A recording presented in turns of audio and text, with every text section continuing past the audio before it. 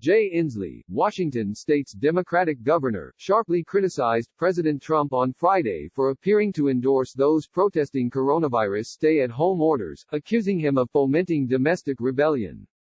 Inslee issued a statement asserting that Trump both encouraged illegal and dangerous acts and put millions in danger of being infected with the novel coronavirus by issuing tweets earlier Friday that seemed to back the protests. The president is fomenting domestic rebellion and spreading lies even while his own administration says the virus is real and is deadly, and that we have a long way to go before restrictions can be lifted, Inslee said. Inslee, with whom Trump has traded barbs in the past, also insisted that Trump's irresponsible statements undermined the work of members of his own coronavirus task force, including Vice President Pence, Deborah Birx and Admiral Brett Giroir. The president's call to action today threatens to undermine his own goal of recovery by further delaying the ability of states to amend current interventions in a safe, evidence-based way, Inslee said.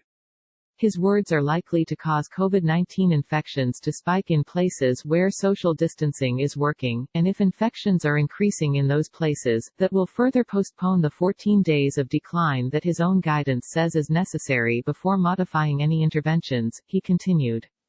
Earlier on Friday, Trump issued a series of tweets written in capital letters appearing to back demonstrators protesting against restrictions in Michigan, Minnesota and Virginia, all states that are run by Democratic governors.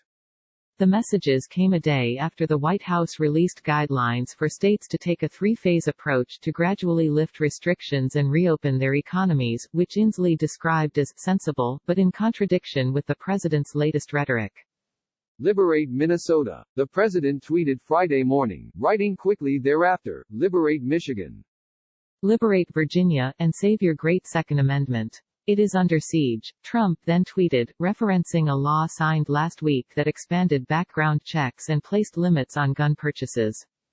Protests against stay-at-home orders have popped up around the country this week, with throngs crowded the streets of Michigan's capital on Wednesday to protest an order issued by Governor Gretchen Whitmer, D. A protest from a group calling itself Liberate Minnesota was expected to stage a demonstrate outside the home of Governor Tim Walz, D. on Friday. A small protest was also reported in Richmond on Thursday to protest a stay-at-home order issued by Governor Ralph Northam, D. Asked about the protests at a news conference Thursday evening, Trump expressed sympathy for those frustrated with restrictions, saying the public health crisis had been a tough process for people, and that they wanted to get back to normal. Asked if he believed protesters should listen to local authorities, Trump said he believed they were listening to him and respectful of his opinion, which he said was in line with that of most of the governors. They all want to open. Nobody wants to stay shut, but they want to open safely, Trump said. So, that will be a governor's choice, and we'll have no problem with it.